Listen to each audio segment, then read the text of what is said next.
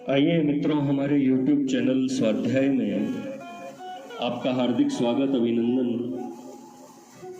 आज हम आपसे चर्चा करेंगे त्याग से भगवत प्राप्ति इस विषय पर। अगर आपने हमारे चैनल को लाइक और सब्सक्राइब नहीं किया है तो आपसे निवेदन है, कृपया चैनल को लाइक और सब्सक्राइब अवश्य करें। गृहस्थाश्रम में रहता हुआ भी मनुष्य त्याग के द्वारा परमात्मा को प्राप्त कर सकता है। परमात्मा को प्राप्त करने के लिए त्याग ही मुख्य साधन है। अतएव 7 श्रेणियों में विभक्त करके त्याग के लक्षण हम आपसे इस ज्ञान चर्चा द्वारा साझा करेंगे। निषिद्ध कर्मों का सर्वथा त्याग, चोरी, व्यभिचार, झूठ, कपट, छल, जबरदस्ती, हिंसा, अभक्ष भोजन और प्रमाद आदि शास्त्र विरुद्ध नीच कर्मों को मन, वाणी और शरीर से किसी प्रकार भी न करना, यह पहली श्रेणी का त्याग है। काम्य कर्मों का त्याग, स्त्री, पुत्र और धन आदि प्रिय वस्तुओं की प्राप्ति के उद्देश्य से एवं रोग संकट आदि की निवृत्ति के उद्देश्य से किए जाने वाले यज्ञ, दान, तप और उपासना आदि सकाम कर्मों को अपने स्वार्थ के लिए न करना, यह दूसरी श्रेणी का त्याग है।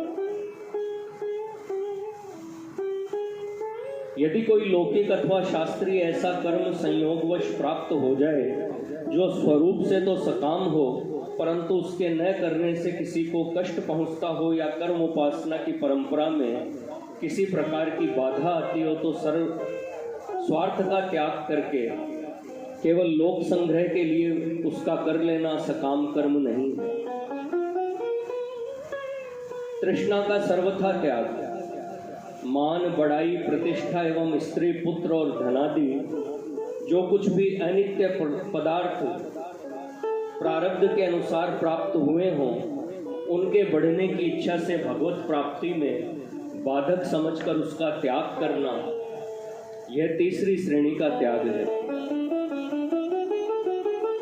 स्वार्थ के लिए दूसरों से सेवा कराने का त्याग, अपने सुख के लिए किसी से भी धनादि पदार्थों की सेवा अथवा सेवा कराने की याचना करना एवं बिना याचना के दिए हुए पदार्थों को या की हुई सेवा को स्वीकार करना तथा किसी प्रकार भी किसी से अपना स्वार्थ सिद्ध करने की मन में इच्छा रखना इत्यादि जो स्वार्थ के लिए दूसरों से सेवा कराने के भाव हैं, उन सब का त्याग करना, यह चौथी श्रेणी का त्याग है। यदि कोई ऐसा अवसर योग्यता से प्राप्त हो जाए कि शरीर संबंधी सेवा अथवा भोजनादि पदार्थों के स्वीकार न करने से किसी को कष्ट पहुंचता हो या लोक शिक्षा में किसी प्रकार की बाधा आती हो, तो उस अवसर पर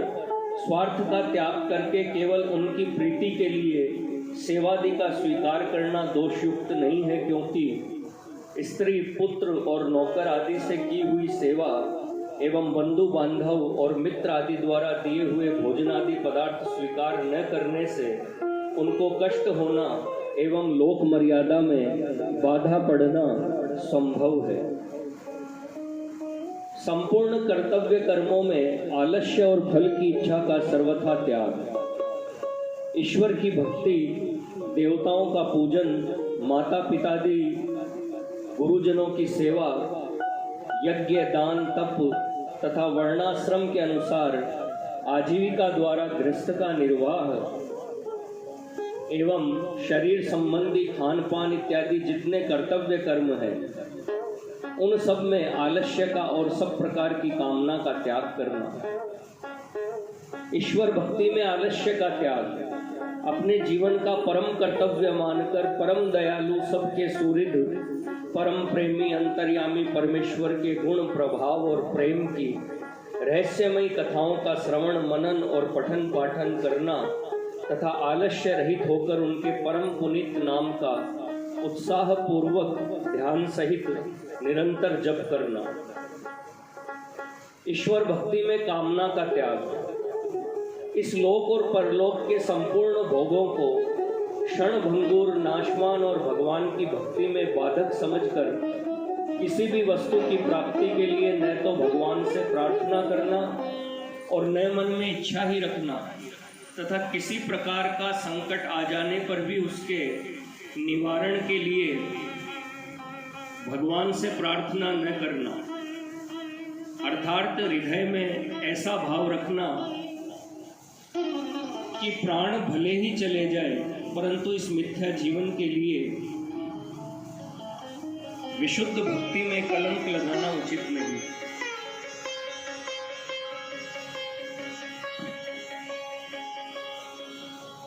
जैसे भक्त प्रहलाद ने पिता द्वारा बहुत सताए जाने पर भी अपने कष्ट निवारण के लिए भगवान से प्रार्थना नहीं की।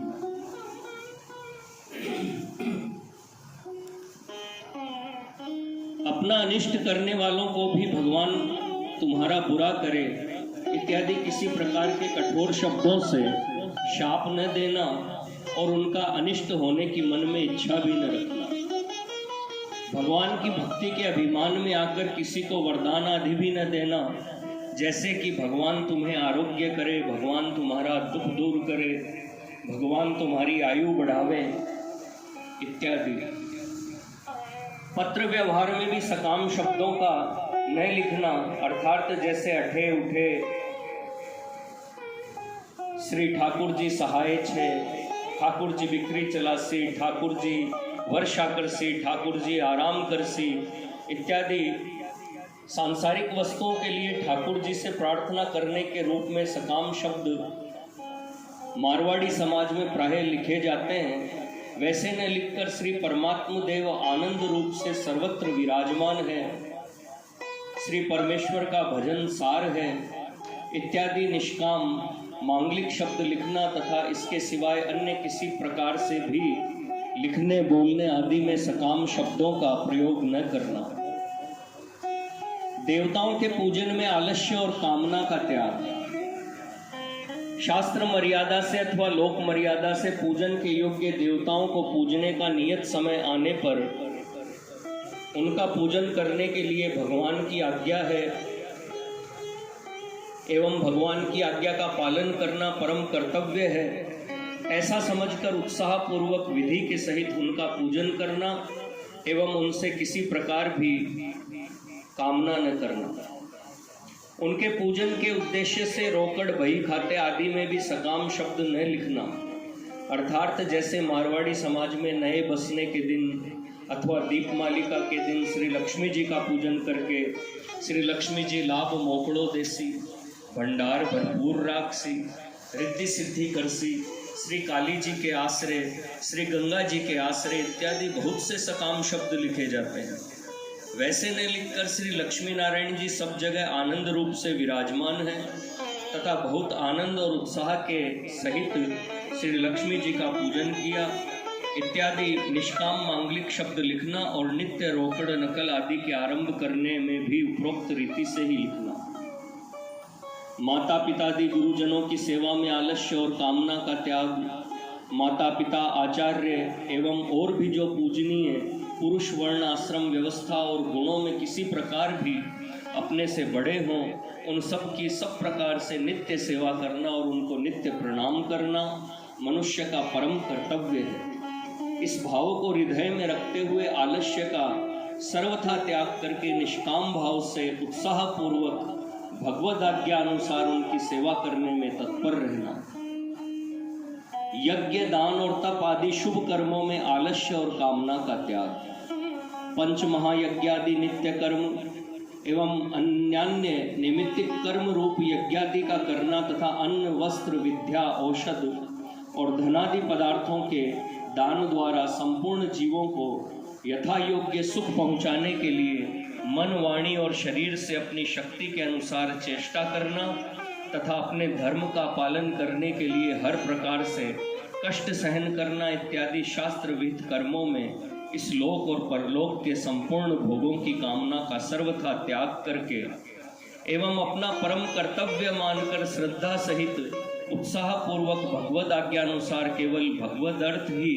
उनका आचरण करना। पंच महायज्ञ, देव यज्ञ, अग्निहोत्रादि, ऋषि यज्ञ, वेद पाठ, संध्या, गायत्री जप आदि, पितृयज्ञ, तर्पण श्राद्धादि, मनुष्य यज्ञ, अतिथि सेवा और भूत यज्ञ, बलि वैश्वदेव। आजीविका द्वारा गृहस्थ निर्वाह के उपयुक्त कर्मों में आलस्य और कामना का त्याग। आजीविका के कर्म जैसे वैश्य के लिए कृषि, गोरक्ष और वाणिज्य आदि कहे हैं, वैसे ही जो अपने अपने वर्ण आश्रम के अनुसार शास्त्र में विधान किए गए हों, उन सब के पालन द्वारा संसार का हित करते हुए ही गृहस्थ का निर्वाह करने के लिए भगवान की आज्ञा है। इसलिए अपना कर्तव्य मानकर लाभ हानि को समान समझते हुए सब प्रकार की कामनाओं का त्याग करके उत्साहपूर्वक उपरोक्त कर्मों को करना। उपरोक्त भाव से करने वाले पुरुष के कर्म लोभ से रहित होने के कारण उनमें किसी प्रकार का भी दोष नहीं आ सकता, क्योंकि आजीविका के कर्मों में लोभ ही विशेष रूप से पाप कराने का हेतु है। जैसे वैश्य के प्रति वाणिज्य के दोषों का त्याग करने के लिए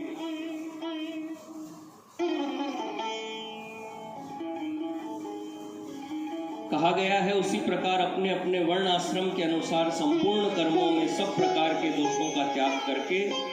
केवल भगवान की आज्ञा समझकर भगवान के लिए निष्काम भाव से ही संपूर्ण कर्मों का आचरण करें। शरीर संबंधी कर्मों में आलस्य और कामना का त्याग। शरीर निर्वाह के लिए शास्त्रोक्त रीति से भोजन, वस्त्र और औषधादि के सेवन रूप जो शरीर संबंधी कर्म हैं, उनमें सब प्रकार की भोग विलासों की कामना का त्याग करके एवं सुख दुख, लाभ हानि और जीवन मरण आदि को समान समझकर केवल भगवत प्राप्ति के लिए ही योग्यता के अनुसार उनका आचरण करना। 4 श्रेणियों के त्याग सहित इस 5वीं श्रेणी के त्यागानुसार संपूर्ण दोषों का और सब प्रकार की कामनाओं का नाश होकर केवल एक भगवत प्राप्ति की ही तीव्र इच्छा का होना ज्ञान की पहली भूमिका में परिपक्व अवस्था को प्राप्त हुए पुरुष के लक्षण समझने चाहिए। मित्रों, यह थी त्याग से भगवत प्राप्ति इस विषय पर संक्षिप्त ज्ञान चर्चा। अगर आपको हमारा चैनल पसंद आए तो इसे लाइक और सब्सक्राइब अवश्य करें। धन्यवाद।